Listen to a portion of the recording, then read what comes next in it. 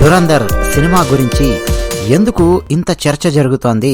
దేశవ్యాప్తంగా విస్తృతమైన చర్చ ఎందుకు అంటే ఒక్క దురంధర్ సినిమా బాలీవుడ్ మాస్కుల వెనక దాగి ఉన్న భయంకరమైన నేరేటివ్ను బయటపెట్టింది. దురంధర్ సినిమా చాలా మంది బాలీవుడ్ పెద్దలకు, బాలీవుడ్ క్రిటిక్స్ కు షాక్ ఇచ్చింది. చాలా విషయాలు ఆసక్తికరమైనవి దురంధర్లో ఉన్నాయి. బాలీవుడ్ క్రిటిక్స్ ఎజెండాను చీల్చి చెండాడి అవతల పారేశాయి. అందుకని చెప్పి దురంధర్ కు సంబంధించిన చర్చ జరుగుతోంది. దురంధర్ ను పనిగట్టుకుని మొట్టమొదటి 3-4 రోజులు కొంతమంది విపరీతంగా ట్రోల్ చేశారు. ఎవరి ట్రోల్ చేసిన వాళ్ళు అంటే దాని వెనకున్నది ఎవరు అనంటే రకరకాల లెఫ్ట్ లిబరల్ ఎజెండాలతో, ఎర్రచొక్కా ఎజెండాలతో, ప్రో పాకిస్తానీ ఎజెండాలతో, భారతదేశం విచ్ఛిన్నమవ్వాలి అన్నటువంటి ఎజెండాలతో ఉన్న రకరకాల శక్తులు ఆ ప్రయత్నాలు చేశాయి. కానీ దురంధర్ సినిమా తట్టుకొని నిలబడింది. ఏముంది దురంధర్ సినిమాలో అంతగా ఆ బాలీవుడ్ పెద్దలను, క్రిటిక్స్ను భయపెట్టడానికి ఏముంది అందులో? ఈ వీడియోలో చాలా ఆసక్తికరమైన విషయాలు నేను మీకు చెప్పబోతూ ఉన్నాను. అన్నట్టు దానికంటే ముందు ఒక్క చిన్న విషయం, ఖచ్చితంగా వీడియోకు లైక్ కొట్టండి. లైక్ కొట్టి మరీ వీడియో చూడండి. లైక్ కొట్టకుండా వీడియో చూడకండి. లైక్స్ చాలా ముఖ్యం. అలాగే కామెంట్ సెక్షన్లో మీరు రాసే ప్రతి కామెంట్ చాలా కీలకం. సో ఖచ్చితంగా కామెంట్ సెక్షన్లో మీ అభిప్రాయాలు రాసి మాతో పంచుకోండి.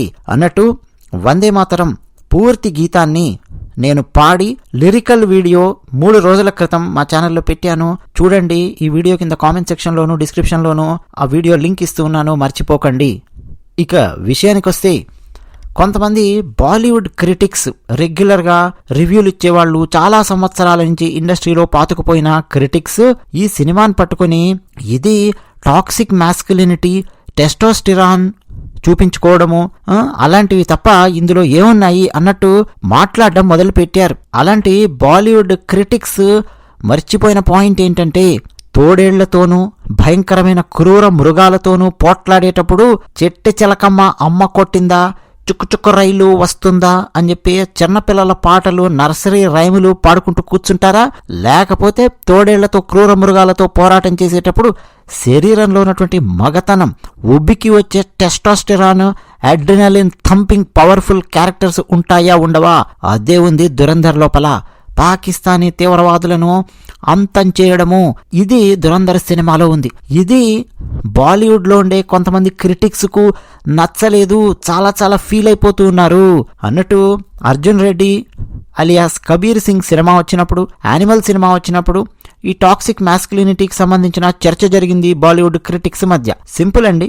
స్త్రీల మీద హింస చేయడము, స్త్రీల మీద పురుష అహంకారాన్ని, పురుషాధిక్యతను చూపిస్తూ వాళ్ళను అణిచివేసే ప్రయత్నాలు చేయడము ఎవరైనా చేశారనుకోండి, డెఫినెట్ గా అది టాక్సిక్ మాస్కులినిటీ కింద వస్తుంది. మనం మాట్లాడాలి. ఫర్ ఎగ్జాంపుల్ బిగ్ బాస్ తెలుగులో మీరు అలాంటి వాళ్ళని చూడొచ్చు. బిగ్ బాస్ 3లో చూడొచ్చు, బిగ్ బాస్ 5లో చూడొచ్చు, బిగ్ బాస్ 6లో చూడొచ్చు, బిగ్ బాస్ 7లో చూడొచ్చు. అలాంటి దిక్కుమాలిన దరిద్రులను చాలా కాలం పాటు జనం లాగారు. మన తెలుగు ప్రేక్షకులు సైకోగాళ్లలాగా బిహేవ్ చేసినటువంటి వాళ్ళని కూడా లాగారు. అక్కడ మనం టాక్సిక్ మాస్కులినిటీ చూడొచ్చు. కానీ దురంధర్ సినిమాలో పాకిస్తానీ తీవ్రవాదులను అంతం చేయడానికి భారతీయ గూఢచారి అక్కడికి వెళ్ళి ఎన్ని కష్టాలు పడుతూ ఉంటాడు, ఏం చేస్తుంటాడు, ఎట్లా తన పవర్ చూపిస్తాడు అవకాశం వచ్చినప్పుడు, ఇది మొత్తం సినిమాలో ఉంది. ఇది నచ్చక బాలీవుడ్ క్రిటిక్స్, సీనియర్ రివ్యూవర్స్ ఈ సినిమాను చంపేయడానికి కంకణం కట్టుకొని మొట్టమొదటి 2-3 రోజులు ఫుల్ నెగిటివ్ ప్రొపగండా చేశారు. ఈ టాక్సిక్ మాస్కులినిటీ ఉంది, టెస్టోస్టిరాన్ ప్రదర్శన ఉంది అని చెప్పి మాట్లాడడం మొదలుపెట్టారు. ఒక్కసారిగా దురంధర్ ఒక వేవ్ లాగా పైకి లేచి బ్లాక్ బస్టర్ అవుతూ ముందుకు దూసుకెళ్తుంటే ఒక్కొక్క బాలీవుడ్ క్రిటిక్ గుండెల్లో రైళ్లు పరిగెడుతూ ఉన్నాయి. దురంధర్లో దాచిపెడుతూ, మాస్కులు కప్పుతూ ఏమీ చూపించలేదు. నిజానికి అసలు నిజాలను దాచిపెడుతూ బాలీవుడ్ చాలా తతంగాలు చాలా చేసింది. అంతకుముందు వచ్చినటువంటి సినిమాలలో ఆ నేరేటివ్స్ ని మొత్తం ఈ దురంధర్ సినిమా బద్దలు కొట్టింది. జనరల్ గా మీరు పాత హిందీ సినిమాలు గనక తీసుకొని చూస్తే బ్రాహ్మణులను విలన్స్ గా చూపించేవాళ్ళు, ఠాకూర్ కులానికి చెందినటువంటి వాళ్లను విలన్స్ గా చూపించేవారు. మన తెలుగు వాళ్ళ భాషలో చెప్పాలంటే రెడ్డిస్, కమ్మాస్ అనుకోండి. అలాంటి వాళ్లను బాలీవుడ్ లో విలన్స్ గా చూపించేవాళ్ళు, లేదా బ్రాహ్మణులను భయంకరమైన విలన్స్ గా చూపించేవాళ్ళు. హిందూ వ్యతిరేక అజెండాను సినిమాలలో దట్టించి చూపించేవాళ్ళు. చాప కింద నీరులాగా ఉండేది. ఏ ఠాకూర్ అని చెప్పి హీరో డైలాగులు చెప్తూ ఉంటాడు, హీరో కులం పేరు ఉండదు, కానీ విలన్ కులం పేరు మాత్రం మన బ్రెయిన్లో పడే విధంగా ఎస్టాబ్లిష్ చేసేవాళ్ళు. ఇదంతా సబ్లిమినల్ మెసేజింగ్ అని చెప్పి నేను చాలా సందర్భాలలో చెప్పాను. అంటే ఏంటి, ఈజీగా మనకు అర్థం కాదు, కానీ మన మైండ్ మీద దాని ఇంపాక్ట్ పడుతుంది. హిందీ సినిమాలకు సంబంధించి కంటే తెలుగు సినిమాలకు సంబంధించిన ఉదాహరణ నేను కనుక మీకు చెప్తే టకటక టకటక టకటక అర్థమైపోతుంది. రాజమౌళి గారి సినిమాలు ఫర్ ఎగ్జాంపుల్ మీరు ఛత్రపతి సినిమా తీసుకొని చూడండి. అందులో రాజ్ బిహారీ అని చెప్పి ఉంటాడు, బొట్టు పెట్టుకొని ఉంటాడు. చూడగానే మీకు ఇతను హిందువు అని చెప్పి అర్థం అవుతుంది. విక్రమార్కుడు సినిమా గుర్తుంది కదా, అందులో విలన్ గోమూత్రం తాగుతూ ఉంటాడు. రవితేజ కూడా అందులో ఒక డైలాగ్ కొడతాడు, అతన్ని కొట్టడానికి వచ్చినప్పుడు అరే నువ్వు తాగేది ఆవుదే అయితే అని చెప్పి మొదలెడతాడు. జనరల్గా గోమూత్రము గోవులు అనగానే మనకు గుర్తొచ్చేదేంటి, హిందువులు భారతీయ సనాతన ధర్మానికి చెందినటువంటి వాళ్ళు. పైగా అండి మూత్రాన్ని అలా డైరెక్ట్గా అంత పట్టుకొని ఎవరు తాగరు, గోపంచకము అని చెప్పి తయారు చేస్తారు. పైగా ఇళ్ళు ఇలాంటివి కొన్నప్పుడు వాటిని శుద్ధి చేయడం కోసము ఉపయోగిస్తారు. అంతంత మూత్రం కూడా తీసుకొని ఎవరు చల్లరు. గోమూత్రం గురించి హిందూ మతంలో చెప్పినటువంటి కాన్సెప్ట్ వేరు. కానీ రాజమౌళి విక్రమార్కుల్లో ఎలా చూపించాడో చూసారా, అది సబ్లిమినల్ మెసేజింగ్. మనం ఆ సినిమా చూసిన తర్వాత బయట ఎవరైనా సరే గోమూత్రం గురించి మాట్లాడుతున్నా ఏదైనా మాట్లాడుతున్నా మనకి తెలియకుండా ఒక విలని అనేది మన బ్రెయిన్లో రన్ అవుతూ ఉంటుంది. మన బ్రెయిన్లో అది రన్ అవుతుందనే విషయం కూడా మనకు కాన్షియస్గా తెలియదు. అదే మీరు మగధీరా సినిమా చూడండి, ముస్లిం గెటప్లో ఉన్నటువంటి శ్రీహరి గారు ఫస్ట్ చాలా పవర్ఫుల్ డైలాగుతో ఎంటర్ అవుతారు. ఆ రామ్ చరణ్ 100 మందిని దాదాపు నరికే సీన్ వచ్చేసరికి శ్రీహరి ఇట్లా మారిపోయి ఫుల్ ఏడ్చేస్తూ ఆ రామ్ చరణ్ పాత్రకు ఫుల్ ఫ్యాన్ అయిపోతాడు, ఆ కాలభైరవ పాత్రకు. అంటే ముస్లిం మతానికి చెందినటువంటి పాత్ర అవుతుంది అనేది మనకు అర్థమవుతూ ఉంటుంది. అతని లోపల ఒక లాజిక్ ఉంది, హిందూ వీరుణ్ణి అప్రిషియేట్ చేయగలిగే సామర్థ్యం ఉంది, హ్యుమానిటీ ఉంది, ఇన్ని అర్థమవుతుంటాయి మనకి. అదే పక్కన ఇంకోటి ఉంటాడు చూసారా, వాడు హిందువు, వాడు విలన్ అనేది మన బ్రెయిన్లో పడుతూ ఉంటుంది. మర్యాదరామ్ అనే సినిమా చూడండి, అందులో విలన్ పచ్చి నెత్తురు దాగే ఫ్యాక్షనిస్టు. ఆ ఫ్యాక్షనిస్ట్ ఇంటి లోపల ఆవులు ఎద్దులు అవన్నీ లోపల ఉంటాయి. అంటే హిందువులు అనేది ఒకటి మనకు మైండ్లో పడుతూ ఉంటుంది సబ్లిమినల్గా. సో ఇవన్నీ ఎగ్జాంపుల్స్ అండి. అదే ఒక కైండ్ ఆఫ్ సాఫ్ట్ కమ్యూనిస్ట్ భావజాలాన్ని తీసుకొని రావడం. అంటే డైరెక్ట్గా కమ్యూనిజం అంటే ఆర్ నారాయణమూర్తి గారి సినిమాలు, మాదాల రంగారావు గారి సినిమాలు, ఇలాంటి సినిమాలు ఉండేవి, పీపుల్స్ ఎన్కౌంటర్లు ఇలాంటివి. ఇట్లా కాకుండా ఇది ఒక kind of soft communism, soft ఎరచక భావజాలం, నాస్తిక భావజాలం, లెఫ్ట్ లిబరల్స్ భావజాలం. తెలుగు ఎగ్జాంపుల్స్ చెప్తే మీకు తక్కువ అర్థమవుతుందని చెప్పాను. ఇందిరా సినిమా మీరు చూసే ఉంటారు, కాశీ గురించి చాలా గొప్పగా తీస్తారు, అంత బాగుంది. అందులో మీరు చూడండి షౌకత్ అలీ ఖాన్ పాత్ర ఉంటుంది. ఆ పాత్ర మారిపోయినట్టు చక్కగా ట్రాన్స్ఫార్మ్ అయినట్టు తీస్తాడు. హిందూ ముస్లింలు ఒకరినొకరు అర్థం చేసుకుంటారు, ముస్లింకు అర్థం చేసుకోగలిగే సామర్థ్యం కూడా ఉంటుంది, తన తప్పైతే తన ఖడ్గాన్ని హిందూ ముందు పెట్టి తల వంచగలిగే సామర్థ్యం ఉంటుంది అన్నట్టు తెస్తాడు. కానీ ఇందిరా పాత్రకు ఉండే విలన్స్ అందరూ రెడ్లే ఉంటారు. ఇది ఒక కైండ్ ఆఫ్ సబ్లిమినల్ మెసేజింగ్. ఇట్లా చాలా సినిమాలు హిందీలో చెప్పాలంటే కోకొల్లలు, 100, 1000 ఇంకా చాలా టార్గెటెడ్ గా తీసినటువంటి సినిమాలు చాలా ఉన్నాయి. బజరంగి భాయిజాన్ ఉంది, పసివాడి ప్రాణం సినిమా కథను కాస్త మార్చి విజయేంద్ర ప్రసాద్ గారు అందించినటువంటి సినిమా.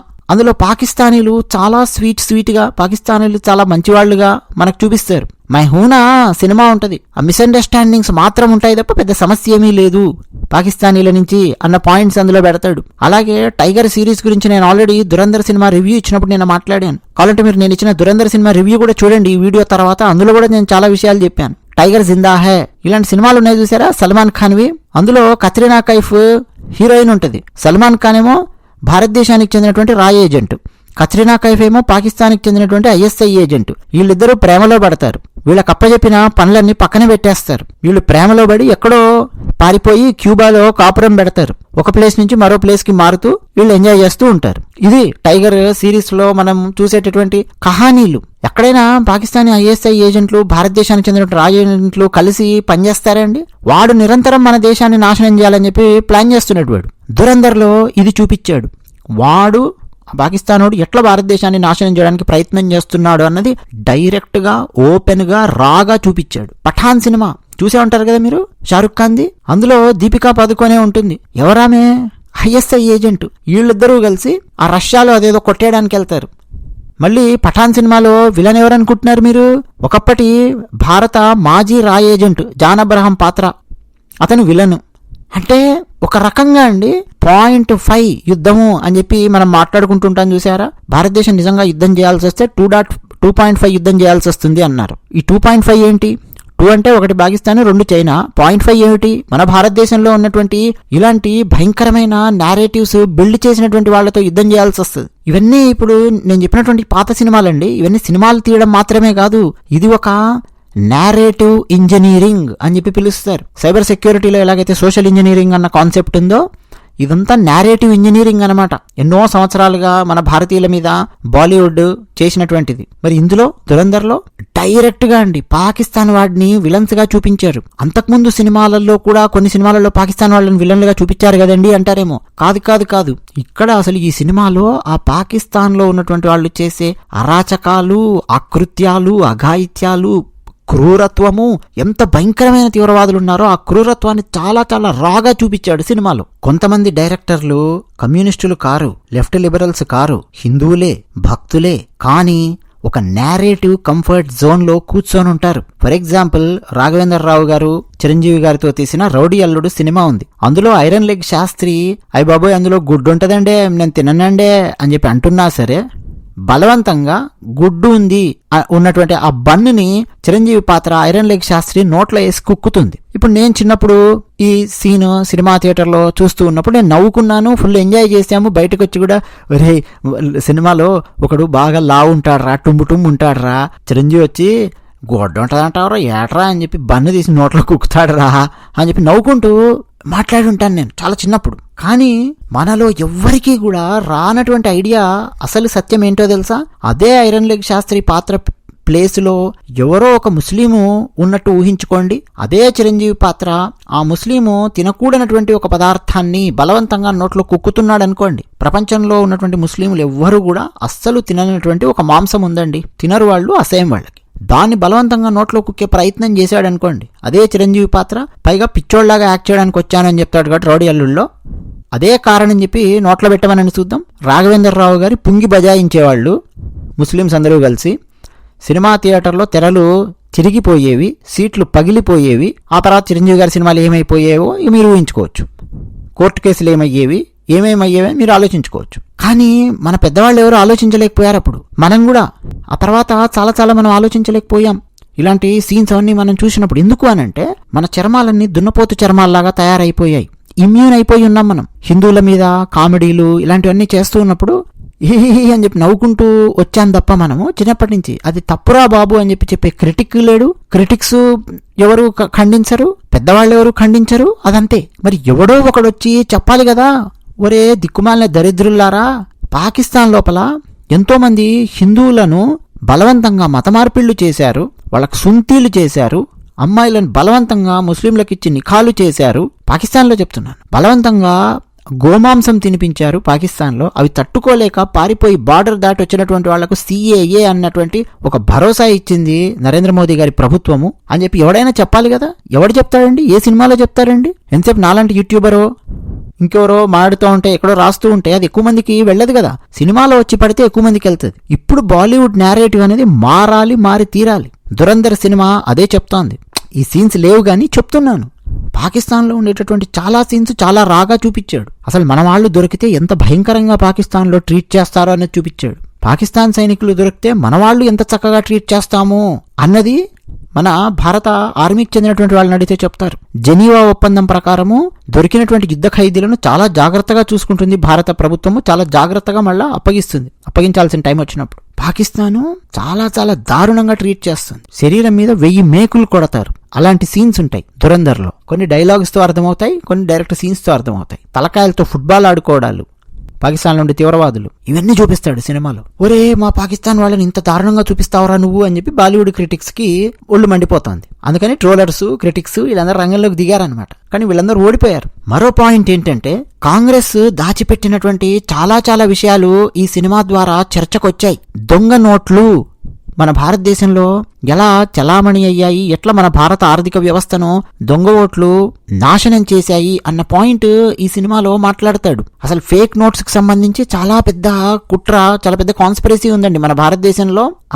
ఈ సినిమాలో ఆ రూట్స్ లోపలికి వెళ్లి ఒక గిల్లి వదులుతాడు. మాధవ్ అని చెప్పే ప్రతి డైలాగు వెనక ఒక చరిత్ర ఉంటది. మీరు చాలా జాగ్రత్తగా గమనిస్తే మన భారతదేశానికి చెందినటువంటి 500 రూపాయల నోట్ల ప్రింటింగ్ ఆ ప్లేట్స్ ఉంటాయి కదా, అవి ఒకప్పటి ఫైనాన్స్ మినిస్టరు, ఆయన కొడుకు, వీళ్ళు కలిసి ఎట్లా ఏమేం చేశారు, పాకిస్తానీలకు ఎట్లా అమ్ముడుపోయారు, ఏమేం చేశారు అన్నది చర్చకు వస్తోంది. అంతెందుకండి, కాంగ్రెస్ అధికారంలో ఉన్న టైంలో ప్రణబ్ ముఖర్జీ గారికి మధ్యలో ఒకసారి ఆర్థిక శాఖ అప్పగించారు. ఆ టైంలో ప్రణబ్ ముఖర్జీ గారు వచ్చి రాగానే యూరప్ లో ఉన్న ఒకానొక కంపెనీతో ఉన్న కాంట్రాక్ట్ రద్దు చేసి పారేశారు. ఏంటి ఆ కంపెనీ ఏం చేస్తుంది అంటే, మన భారతదేశానికి ఈ 500 రూపాయల నోట్లు పబ్లిష్ చేయడానికి ఆ పేపర్ను సప్లై చేస్తుంది. ఒక స్పెషలైజ్డ్ పేపర్ ఉంటుంది, అలాంటిది ఒకటి. అలాగే థ్రెడ్ ఉంటుంది చూసారా, మనము రూపాయి నోట్లు తీసుకొని చూస్తే 500 నోటు లోపల థ్రెడ్ ఉంటుంది. అదొక పర్టికులర్ టెక్నాలజీతో డిజైన్ అయ్యేటటువంటిది అనమాట. ఏ కంపెనీ అయితే మన భారతదేశానికి అప్పుడు సప్లై చేస్తూ వస్తోందో సేమ్ కంపెనీ పాకిస్తాన్ కూడా వాళ్ళ నోట్లు పబ్లిష్ చేసుకోవడానికి కావాల్సిన పేపర్లు అవి ఆ టెక్నాలజీని అందిస్తోంది. అసలు అలా ఎలా పెట్టారండి? మన భారతదేశానికి చెందినటువంటి శత్రుదేశం పాకిస్తాను సేమ్ కంపెనీ మనకు నోట్లకు సంబంధించిన మెటీరియల్ అదంతా సప్లై చేస్తూ సేమ్ పాకిస్తాన్ వాడికి కూడా సప్లై చేస్తోంది అనుకోండి, అక్కడ ఏదో ఒకటి తేడా జరిగే అవకాశం ఉందా లేదా? అదే జరిగింది. అక్కడ మనకు సంబంధించినటువంటి విషయాలు, రహస్యాలు పాకిస్తాన్ లో ఉన్నటువంటి వాళ్ళకు కూడా తెలిసాయి. ఎవరికి? డైరెక్ట్ ఐఎస్ఐ వాళ్ళకి తెలిసాయి. వాళ్ళు ఐఎస్ఐ వాళ్ళు ఆ టైంలో ప్రింటింగ్ ప్రెస్ లాంటిది పెట్టుకొని వాళ్ళు మన భారతదేశానికి చెందిన 500 నోట్లు ఇవన్నీ గుద్దించి మన భారతదేశం లోపలికి ప్రవేశపెట్టారు. ప్రస్తుతం మధ్యాసియా దేశాలలో ఉన్నటువంటి ఒకానొక దేశం నుంచి నేపాల్కి వెళ్ళి, నేపాల్ నుంచి ఉత్తరప్రదేశ్ గుండా లోపలికి ఎట్లా ప్రవేశపెట్టారు, అలాగే కొన్ని నోట్లను పిఓకే గుండా కాశ్మీర్ లోపలికి ఎట్లా ప్రవేశపెట్టారు. దీనికి సంబంధించిన చర్చ ఇప్పుడు నడుస్తోంది. దురంధర్ సినిమా వచ్చిన తర్వాత ప్రణబ్ ముఖర్జీ గారు బ్యాన్ చేశారు ఆ కంపెనీని. బ్యాన్ చేసిన తర్వాత 2 ఏళ్ల తర్వాత ఇప్పుడు పి చిదంబరం ఆర్థిక శాఖ మంత్రిగా రాగానే కాంగ్రెస్ కు మళ్ళా అదే కంపెనీతో టైఅప్ పెట్టుకున్నాడు, యూరోప్ లో ఉన్న ఆ కంపెనీతో. ఆ తర్వాత ఏం జరిగింది, ఎంత ఆర్థికంగా భారతదేశం నాశనమైంది అన్న విషయం మీ అందరికి తెలిసిందే. మళ్ళీ నరేంద్ర మోదీ గారు వచ్చిన తర్వాత ఆ టైఅప్స్ గియప్స్ అన్ని మొత్తం కట్ చేసి ఆ కంపెనీస్ తో ఏ కంపెనీస్ అయితే మనకు నోట్లు ఇవ్వడానికి టెక్నాలజీని గానీ ఏవైతే ఇస్తూ ఉంటాయో వాటికి పాకిస్తాన్ తో గానీ లేదా ఇతర కొన్ని శత్రు దేశాలు ఇంకా కొన్ని దేశాలు ఉన్నాయి వాటితో గానీ టైఅప్స్ ఏమైనా ఉన్నా అంటే వాళ్ళు కూడా ఆ కంపెనీస్ కి క్లయింట్స్ గా ఉంటే ఎట్టి పరిస్థితుల్లో కూడా ఆ కంపెనీతో మేము మాట్లాడము, ఆ కంపెనీతో మేము టైప్స్ పెట్టుకోము, ముఖ్యంగా ఈ నోట్లకు సంబంధించి అని చెప్పి కాంట్రాక్ట్ ఇమీడియట్ గా రద్దు చేసి పారేశారు. 2016లో పెద్ద నోట్లు రద్దు చేశారు, డిమానిటైజేషన్ చేశారు. డిజిటల్ రెవల్యూషన్ ఎలా పెరిగింది భారతదేశంలో అదంతా ఆ తర్వాత మనకు తెలిసిందే. ఇది ఇప్పుడు చర్చకు వస్తోంది. నిజానికి ఇవన్నీ మనం యూట్యూబ్ లో చాలా సందర్భాలలో మన ఛానల్లో చాలా సార్లు చర్చించుకున్నాం. ఎట్లా కాశ్మీర్ లో రాళ్లు విసరడం ఆగిపోయింది, ఇవన్నీ కూడా. అందుకని చెప్పి ఇప్పుడు ఈ సినిమా వచ్చేసరికి సినిమా స్కేల్ చాలా పెద్దగా ఉంటుంది కదా, యూట్యూబ్ లో మాట్లాడడం కంటే భయం వేస్తుంది అనమాట. బాలీవుడ్ లో ఉన్న చాలా మందికి క్రిటిక్స్ కి, లెఫ్ట్ లిబరల్స్ కి భయం వేస్తుంది. కల్చర్ కు సంబంధించండి, హిందూ కల్చర్ మీద, మన భారతీయ సంస్కృతి మీద భయంకరమైన దాడి సినిమాల ద్వారా చాలా జరిగింది. చాలా చీప్గా చూపించారు అంతకుముందు సినిమాలలో. కానీ ఇప్పుడు దురంధర్లో డైరెక్ట్ పాకిస్తాన్ లో ఉన్నటువంటి కల్చర్స్ చూపించాడు. 3 కల్చర్స్, అది కూడా ఆ లారీ గ్యాంగ్ ఎక్కడెక్కడ తిరుగుతోంది, అలాగే పాకిస్తాన్ లో ఉండే వేరే అధికారులు, బెలూచిస్తాను, పష్తోన్ అంటే ఆఫ్ఘనిస్తాన్ బార్డర్, ఇంకోటి సింధ్ ప్రాంతం లాహోర్, అక్కడ ఆ తీవ్రవాదులు, ఆ ఐఎస్ఐ ఏజెంట్లు, రకరకాల నాయకులు, వాళ్ళ కల్చరు, వాళ్ళ బిహేవియర్ ఎంత వర్స్ట్ గా ఉంటుంది, ఎలా ఉంటుంది అనేది చాలా రాగా చూపించాడు. ఎక్కడ కూడా అండి ఈ సినిమాలో మతాన్ని తిట్టలేదు, ముస్లిం మతాన్ని ఎక్కడా తిట్టలేదు, ముస్లింలను అవమానించలేదు, అలాగే హిందూని తిట్టలేదు, హిందూ మతాన్ని అవమానించలేదు. అంత నీట్గా సినిమా తీశాడు. పాకిస్తాన్ను బట్టలిప్పదీసి ప్రపంచం ముందు నిలబెట్టాడు ఈ సినిమా ద్వారా. అంటే పాకిస్తాన్ను తీవ్రవాద దేశంగా నిలబెట్టినటువంటి సినిమా ఇది. ఇక అజిత్ దోవల్ పాత్ర అంటే ఇందులో మాధవన్ వేసిన అజిత్ సన్యాల్ పాత్ర మాట్లాడే ప్రతి డైలాగు బాలీవుడ్ గుండెల్లో, ముఖ్యంగా క్రిటిక్స్ గుండెల్లో రైళ్లు పరిగెత్తిస్తోంది. లెఫ్ట్ లిబరల్స్ వెన్నులో వణుకు పుట్టిస్తోంది మాధవన్ మాట్లాడిన ప్రతి డైలాగు. 2-3 డైలాగ్స్ ఫర్ ఎగ్జాంపుల్ మనం మాట్లాడుకుంటే, ఒక డైలాగ్ ఏమంటాడంటే, ఏదో ఒక రోజు మనకు అనుకూలంగా ఉండే ప్రభుత్వం వస్తుంది, ఆనాడు మనము ఖచ్చితంగా ఏం చేయాలనుకుంటున్నామో అది మనం చేద్దాం గానీ అంటాడు. అంటే ముఖ్యంగా భారతదేశానికి చెందినటువంటి సెక్యూరిటీకి సంబంధించి మాట్లాడతాడు. ఒరే మన మీద ఇట్లా పార్లమెంట్ మీద వీళ్ళు అటాక్ చేస్తున్నారు, మన మీద మన హైజాకులు ఇవన్నీ చేశారు, కాందహార్కి తీసుకెళ్లారు ఫ్లైట్ ని, మనం ఏం చేయలేకపోతున్నాం ఏంటి వాళ్ళని అని తన పక్కనే ఉన్నటువంటి అధికారులు, తనతో పాటు పనిచేసే వాళ్ళు ఉంటారు కదా, వాళ్ళు అంటూ ఉంటే ఆ టైంలో అంటాడు, ఏదో ఒక రోజు మనకు అనుకూలంగా ఉండే గవర్నమెంట్ వస్తుంది, ఆ టైంలో మనం ఖచ్చితంగా ఇంప్లిమెంట్ చేద్దాము, పాకిస్తాన్ వాడి ఆట కట్టిద్దామని చెప్పి మాట్లాడతాడు. అంటే డైరెక్ట్ గా ఇప్పుడు నరేంద్ర మోదీ గారి ప్రభుత్వం వచ్చిన తర్వాత పాకిస్తాన్ ఆట కట్టిస్తూ ఉన్నారు కదా, ఆ విషయం చర్చకు వస్తుంది. అంతకుముందు వాజ్పేయి గారి ప్రభుత్వం ఉన్నప్పుడు రకరకాల ప్రెజర్స్ వల్ల తలొగ్గి 3 తీవ్రవాదులను వదిలిపెట్టారు. ఇక కాంగ్రెస్ ఏమో అసలే చేతగాంది, 26/11కి సంబంధించినటువంటి సంఘటనలో మనం చూసాం. కానీ నరేంద్ర మోదీ గారు back to back surgical strikes చేస్తున్నారు, ఆపరేషన్ సింధూర్ చేశారు. అంటే అజిత్ దోవల్ పాత్ర, అజిత్ సన్యాల్ పాత్ర సినిమాలో ఏదైతే చెప్తుందో అది ఇప్పుడు జరుగుతోంది కదా అని చెప్పి ప్రజలు ఆలోచిస్తున్నారు. ఇంకో డైలాగ్ ఏమంటాడంటే, అంటే తను అనే డైలాగ్ కంటే, అంటే మాధవన్ అనే డైలాగ్ కంటే ఒక ఆసక్తికరమైనది ఏంటంటే, పార్లమెంట్ మీద దాడి జరుగుతుందండి, అది సినిమాలో చూపించారు.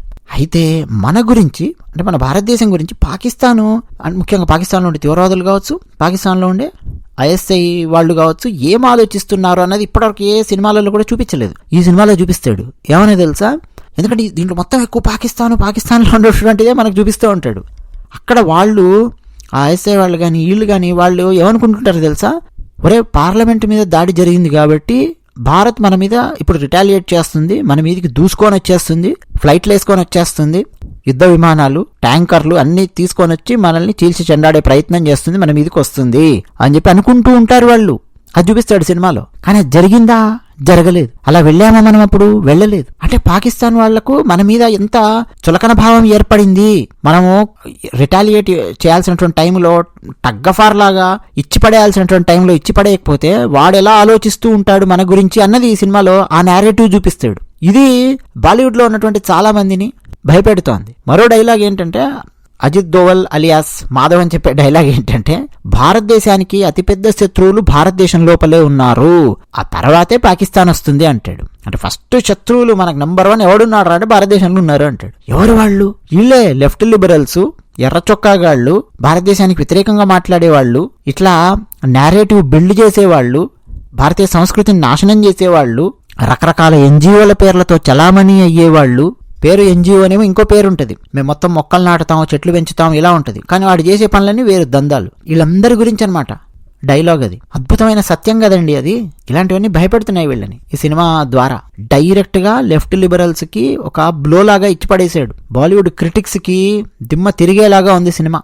ఒకనొక టైంలో అండి, ముంబై ఆ అండర్ వరల్డ్ అవన్నీ ఉన్న టైంలో పాకిస్తాన్ నుంచి ఫండింగులు ఎలా వచ్చేవి 80లలో 90లలో, బాలీవుడ్ ని ఎలా నియంత్రించేవాళ్ళు, సరిహద్దు అవతల నకిలీ కరెన్సీ ప్రింట్ కొట్టి, అది కూడా పాకిస్తాన్ వాళ్ళు అధికారికంగా ఒకటి మెయింటైన్ చేస్తూ ప్రింట్ కొట్టి ఇండియన్ కరెన్సీని భారతదేశం లోపలికి ఎలా పంపారు, ఈ పెద్ద పెద్ద స్టార్లు వీళ్ళందరూ డీ కంపెనీ వాళ్ళు ఇచ్చే పార్టీలలో వెళ్ళి ఎట్లా డాన్సులు చేశారు, ఎలా మందు తాగుతూ ఎట్లా ఎంజాయ్ చేశారు, అవన్నీ తర్వాత బయటకు వచ్చాయి. అవేవి కూడా కల్పితాలు కావు కదా, అవన్నీ సత్యాలు. ఇప్పుడు ఈ దురంధర్ వచ్చేసరికి ఫస్ట్ టైం ఏం చేసింది తెలుసా? రాక్షసుడు అని చెప్పి చూపించింది. మొట్టమొదటిసారి అండి కరాచీలో అండర్ వరల్డ్ ఎలా ఉంటుంది అని చెప్పి చూపించింది. మన భారతదేశంలో సినిమాలన్నీ ముంబై అండర్ వరల్డ్ గురించి మాట్లాడి ఉంటాయి. ఇప్పుడు కరాచీ అండర్ వరల్డ్ గురించి ఈ సినిమాలో మాట్లాడాడు. అది ఏం చేస్తోంది? ఆ పాకిస్తాన్ లో ఉన్నటువంటి అధికారులు, అండర్ వరల్డ్ వీళ్ళందరూ కలిసి భారతదేశాన్ని నేల కూల్చడానికి, నేలమట్టం చేయడానికి ఏం చేస్తున్నారు అది మొత్తం దీంట్లో చూపిస్తాడు. ఈ lorry gang transnational crime breeding ground ఎలా తయారయ్యింది, ఎట్లా ఉంది అనేది, తీవ్రవాదులు, రాజకీయాలు, సరిహద్దులు, ఇంటెలిజెన్స్ లోపలికి ఎట్లా ఇన్ఫిల్ట్రేట్ అవుతారు, భారతదేశం ప్రతిరోజు నిశ్శబ్ద యుద్ధం ఎలా చేస్తోంది, ఇన్ఫర్మేషన్ ఎట్లా తెచ్చుకుంటున్నారు, బుల్లెట్లు మాత్రమే కాదు ఇన్ఫర్మేషన్ ఎట్లా గ్యాదర్ చేస్తున్నారు, ఏం చేస్తున్నారు, కొత్త బ్యాటిల్ ఫీల్డ్ లో మన సొంత అంతర్గతమైనటువంటి ఇంటర్నల్ నేరేటివ్స్ ఎట్లా దశాబ్దాలుగా లోపలికి దూసుకెళ్ళాయి, ఇవన్నీ ఈ సినిమా మాట్లాడుతుంది. ఆశ్చర్యకరమైన విషయం ఏంటో తెలుసా? పాకిస్తాన్లో ఉండే సామాన్యమైన ప్రజలను ఈ సినిమాలో రాక్షసులుగా ఎక్కడా చిత్రీకరించలేదు. ఎస్, పాకిస్తాన్ యొక్క స్టేట్ నేరేటివ్ ని ఈ సినిమా బయటపెట్టింది. వాళ్ళ తీవ్రవాద మనస్తత్వాన్ని ఈ సినిమా బయటపెట్టింది. పాకిస్తాన్ పౌరులను టార్గెట్ చేసి ఈ సినిమా తీయలేదు. అసలు పాకిస్తాన్ పౌరులను చెడ్డవాళ్ళుగా తీయలేదు. కాబట్టి ఈ సినిమా మీద ఇది ముస్లింలకు వ్యతిరేకం అని చెప్పి ఎవరైనా ముద్ర వేశారనుకోండి, అది రాంగ్ అవుతుంది. కాబట్టి ప్రతి భారతీయుడు చూడాల్సినటువంటి సినిమా ఇది. అన్నట్టండి, హాలీవుడ్ లో అమెరికన్ ఏజెంట్స్ ఎంత కష్టపడ్డారు, ఏమేం చేశారు అన్న దాని మీద చాలా అద్భుతమైన సినిమాలు వచ్చాయి. అమెరికాని ఎలా కాపాడారు, ఎలా కాపాడుతూ ఉంటారు నిరంతరం, ఏ ఆపరేషన్స్ చేశారు అన్నటువంటి సినిమాలు వచ్చాయి. ఇజ్రాయెల్ మొసాద్ చేసినటువంటి ఆపరేషన్స్ గురించి రకరకాల సినిమాలు వచ్చాయి. చాలా సినిమాలు ఉన్నాయి. అంటే వాళ్ళు చేయడమే కాదు, ఒక ఆపరేషన్ కానీ ఒక విజయం సాధించడమే కాదు, ఆ విజయాన్ని కరెక్ట్ గా నేరేట్ చేసి సినిమా ద్వారా ప్రజల ముందుకు తీసుకొచ్చే ప్రయత్నం కూడా చేస్తారు ఇజ్రాయెల్ వాళ్ళు. ఫ్రాన్స్ అదే చేస్తుంది. వలస పాలన వల్ల ఎన్ని ఇబ్బందులు ఎదుర్కొన్నదో ఫ్రాన్స్, దాని మీద చాలా సినిమాలు తీశారు. భారతదేశంలో అండి మొట్టమొదటిసారి తన సొంత సమస్యల మీద, తన సొంత గాయాల మీద భారతదేశము పూర్తి నిజాలతో, ఒక అద్భుతమైన నేరేషన్తో భారతదేశానికి జరిగినటువంటి అన్యాయాలన్నింటినీ చూపిస్తూ పాకిస్తాన్లో ఏం జరుగుతోంది అంతర్గతంగా అన్నటువంటిది బట్టబయలు చేస్తూ తీసినటువంటి సినిమా ఇది. అందుకనే క్రిటిక్స్ మండిపోయారన్నమాట. వామ్మ నాయనో, మేము ఇన్ని రోజులు కష్టపడి కాపాడుకుంటూ దాచిపెట్టుకుంటూ వచ్చిన దాన్ని ఈ ఆదిత్యాధర్ అనే డైరెక్టర్ గాడు ఈ దురంధర్ అనే సినిమా ద్వారా ఎలా బయట పెట్టాడ్రా, అసలు వీడిని మేము ఎలా నెగ్గనిస్తాము, దీని మీద ఇక మనము ప్రొపగండా స్టార్ట్ చేద్దాం, విషం చిమ్ముదాము అని చెప్పి స్టార్ట్ చేశారు. కానీ ప్రజలు ఈ సినిమాను నెత్తి మీద పెట్టుకున్నారు. క్రిటిసిజం వెలవెలబోయింది. దురంధర్ సినిమాలో ఉండే సీన్స్ డైరెక్ట్ గా క్రిటిక్స్ ను భయపెడుతూ ఉన్నాయి. క్రిటిక్స్ చాలా సంవత్సరాల నుంచి వండి వార్చిన కథనాల యొక్క ఆధిపత్యాన్ని ప్రశ్నిస్తోంది దురంధర్ సినిమా. క్రిటిక్స్ అవలంబిస్తున్నటువంటి సైద్ధాంతిక మార్గాలన్నింటినీ ముక్కలు చేసి పారేస్తోంది దురంధర్ సినిమా. దశాబ్దాలుగా ఉండే నిప్పు లాంటి నిజాన్ని, నగ్న సత్యాన్ని డైరెక్ట్ గా చూపించింది. మృదువుగా చూపించాల్సిన అవసరం లేదు. నగ్న సత్యాన్ని డైరెక్ట్ గా తీసుకొచ్చి ముందర పెడతాను, రాగా చూసే దమ్ముంటే చూడరా అని చెప్పి అంటుంది దురంధర్. భారతదేశము ఏమి చూడాలనుకుంటుందో ఇన్ని సంవత్సరాలు ఎవడు నిర్ణయించాడో తెలుసా? బాలీవుడ్ లో ఉన్నటువంటి భారత వ్యతిరేక శక్తులు నిర్ణయించాయి, హిందూ మత వ్యతిరేక శక్తులు నిర్ణయించాయి. బట్ ఈ సినిమా ఏం చేస్తుంది? ఆ భ్రమను, ఆ భ్రాంతిని చీల్చవతల పారేసింది. కరెక్ట్ గా భారతదేశం ఏం చేసింది, ఏమనుకుంటుంది, ఆ నేరేటివ్ నీకు చూపించగలిగే దమ్ముంటే చూపించు, జనం చూస్తారు అని ఈ సినిమా ప్రూవ్ చేసింది. బాలీవుడ్ ఇన్ని సంవత్సరాల పాటు ఏదైతే దాచిపెట్టిందో దాన్ని చూపించింది ఈ సినిమా.